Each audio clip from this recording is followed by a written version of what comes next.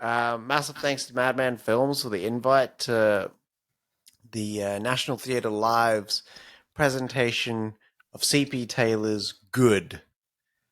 This one starred David Tennant. It's got Elliot Levy in there and Sharon Small, and it's set in from 1939 to I think 1942 in Germany, Nazi Germany, and it deals with Germans coming to grips with the separation that has occurred with Hitler basically marking a death sentence on all Jews and the German people having to make a choice of what they're going to do. Are they going to help the Nazi regime? Yeah. It was sorry, Doug. It was very very heavy on trying to indoctrinate people to believe in the final solution. Yeah. Who was talking about it? Someone was talking about it. Like the biggest sort of criminals weren't the actual Nazis. It was the Jews that were turning in their own fucking people to try and curry favor with the with the Nazis. Fucking wild. Yeah. And I mean this one, like, it's not something that was like thrill a minute. You know what I mean? It was this really complex breakdown of basically the German people, but also the Jewish people that had relationships. So the two people, Elliot Levy and David Tennant, like David Tennant plays like a full-on German guy, whereas Elliot Levy is like his Jewish best friend. And like they're trying to work out what does this mean for them, their friendship.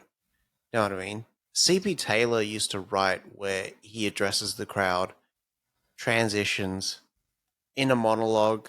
They speak their inner monologues, and then they also like engage with each other. So it was really interesting, and it takes the performances up to another level because, like, Sharon Small, I have no idea what she's been in, like, but she just nailed it. Yeah, this performance is insane. Like, it's not just characters that are transitioning. Like, they transition accents, body language, everything. David Tennant stays the same character the whole thing. And it's at the drop of a dime, the light changes, the scene changes, the character changes. And Sharon Small does a lot of the heavy lifting, I find. Yeah. With her performance, because she plays her mother, like both of his wives, David Tennant's wives, and also like another German officer. And it's like drop of a dime, need to change. Yeah. The crazy thing, like, I've never seen like a proper stage play before, and I was just like, I couldn't believe how like they retain all of that content. So they basically spoke for 40 minutes straight. Yeah. The whole time, and they only had an intermission then. And the things they spoke about weren't simple either. No.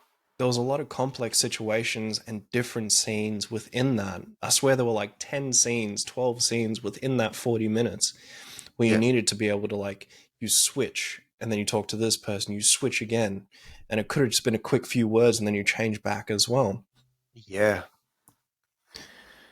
Fucking unbelievable. That's what I think. What's his face went at Shia LaBeouf went at the Baldwin for, because they were doing a play together. Yeah. And Shia was like, he was off book, they called it already, so he didn't actually need the transcript or whatever it was. Baldwin wasn't.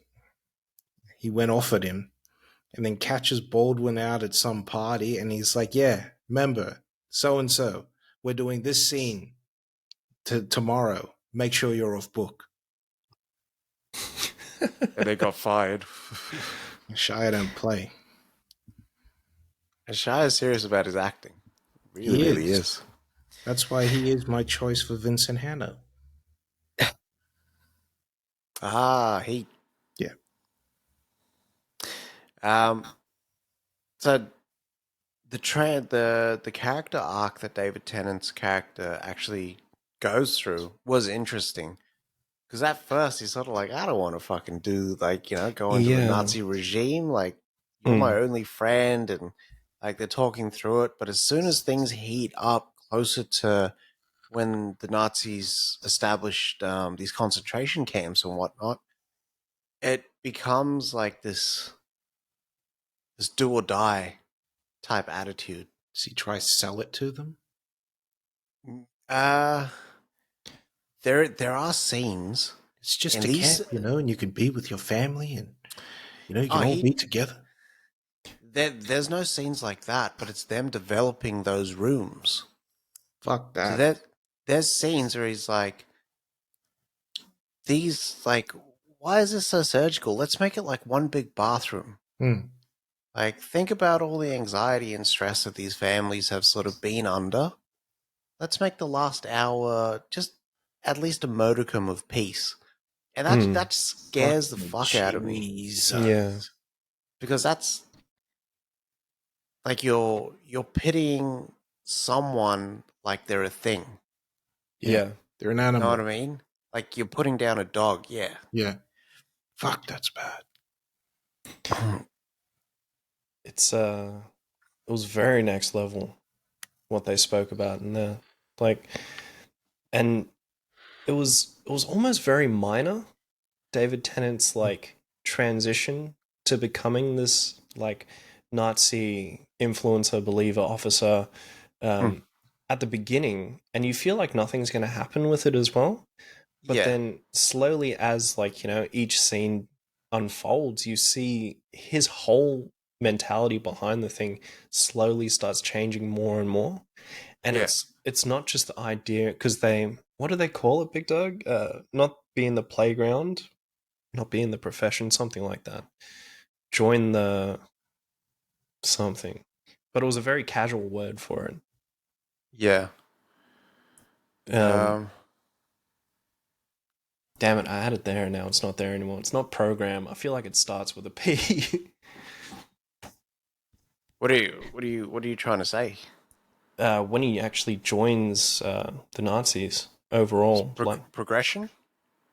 Progression? No. Like in the actual play, they were saying it when he's speaking to Helen in the bed, and he's like, I'm thinking about joining it's all good. Regime? It'll come to me.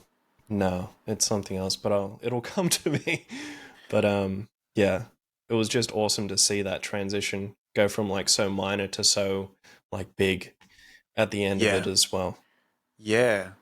And he almost like, I don't know if they did it intentionally where they add like the drama in his personal life, and it's like, oh yeah, but there's this thing that I've got to do for work, and for work is like fucking rounding up the Jews.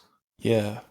And getting them onto trains and like, getting them to these camps and stuff like that.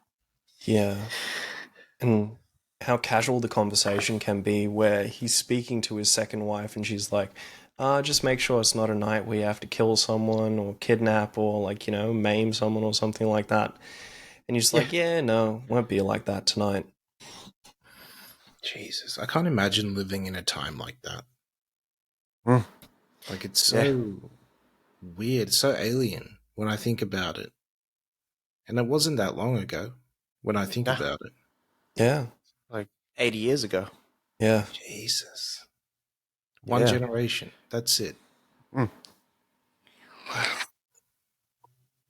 It was so subtly in your face, like with everything that was happening. And when you begin to realize it, you're like, holy fuck. Like, this is where it's hitting, yeah. They kind of get into like the skullduggery of, if you wanted to keep this friendship with a Jewish person, right? The stuff that you would kind of need. And it also, like, it was almost classist and priority-wise with the best friend. Because David Tennant's like in a position where he could help his best friend. His best friend's like, I can get me 5 tickets to Switzerland right fucking now. Yeah. It's like, how would that look? I'm an SS officer, like, you know. Hmm. But then turns around and he's like, hey, my second wife wants to go live out in the country. Because you're not going to use your cottage, can I have it? So I was like, there was just a coldness and like it was just so it was too casual. Yeah. All is fair in love and war, apparently. Fuck, you know. Yeah. It was not a light. The way that they presented the actual play was light, but the topics that they're covering was not light at all. No. It was unbelievable. And when you finally hit the crescendo of this, where it all comes together, the performances that you got on stage were unbelievable as well. What's his name? Old mate, the one that's with David Tennant. Forgot his damn name already. Elliot Levy? Yeah, when he came out, he cried for like 4 minutes straight while still putting up like a conversation with David Tennant during that time. It was unbelievable. I felt like crying myself. Get his at the end? Nah. He goes to Auschwitz. He goes to Auschwitz. The big thing that ties throughout the play was the music. So his sort of interest in music, whether it be French, German, whatever, Jewish, like he loves it, and it plays at every pivotal moment. And at the end, they're in Auschwitz, right? And he says the music is real, but it's the prisoners playing on their instruments. Jesus. Yeah, the shit was deep. Yeah. Like it's deeper than the shit that we normally go see. So I was just like, this is just heavy. Like it was all it was heavy and it was off kilter, and I just wasn't expecting it. I thought Good was gonna be about like some death of a salesman type shit. You know what I mean? Like this door-to-door salesman guy or something in America or Britain or something like that. I did not expect it to be set in wartime Germany. It sounds like it'd be a mad movie, though. Yeah. Yeah. And like, I think when you get into the magic of the play and you start visualizing the scenes that he's having as well, you really start seeing that movie play out too. It was fucking crazy, man. Like, I can't get over it. Like, it's literally, it stunned me, some of the scenes in this play. Like, I didn't have like a hooly ha or like a jaw to the floor moment, but it was still just like, Jesus. Yeah. Like, we had to go have a drink afterwards. Far out. But I think... was... Sorry, Big Dog. I think overall, like, I didn't know what was going on at the beginning of this play. Yeah. But at the end of it, I was loving it. Like, I low-key feel like watching it again. Yeah. Like, I'd really like to read the actual play that C.P. Taylor wrote. So this was apparently his big piece, his final piece that he wrote. And he actually didn't get to see it come to fruition because he died on the night, I think, that it actually came out. It was just like a normal guy that would write in his little shed. He would work with the local schools and like write their school plays and shit like that. And yeah, he was chill. Do you think they'll release a Blu-ray or something? They've got a streaming service, National Theatre Live. Apparently, I was listening to the For Your Ref guys Reference Max episode. They did a Life of Pi on stage. And OT said it was the best thing that he's heard, that he's watched, like from 2022. That came out in 2022. It was the best thing that he watched it twice. Wow. Yeah. I was just like, maybe I should just ask for those screeners. Yeah. Honestly, this gets like a fucking 4 out of 5 in my books. Yeah, Overall. I think for complexity, I don't usually go out for this sort of shit. Like Yeah. when it's like that really kind of let's break it down. But this just did it in layers and nuance, and the performances. Like it was creative as fuck. It was in your face as fuck. The subtext was insane. It's next level. It's like, why don't we go to the theater more? Well, I was going to ask, would you guys go to the theater? I would go see something in the theater. Maybe Yeah. start it off easy, like The Cursed Child or something like that. Oklahoma, Or or like, something like that. That's like musical theater. That's different anyway. when I went to go see an opera, that was some next level shit. Hmm. Like to hear it like singing loud, like live in a theater is something else, man. I got the 4K of what's his face. Well, you got the 4K of Mission Impossible. But like when it's live and I just can feel the sound waves, Yeah. I just like sometimes get emotional when I hear like Yeah. big pieces of music and stuff. Like it's like Grime or Wormtongue when the Yeah. tear just drops like that. But I'm not sad. No. Like, and that's that effect that I think sitting in that theater is. You know what that is? That's the art. That's what that is. Yeah. It just makes you.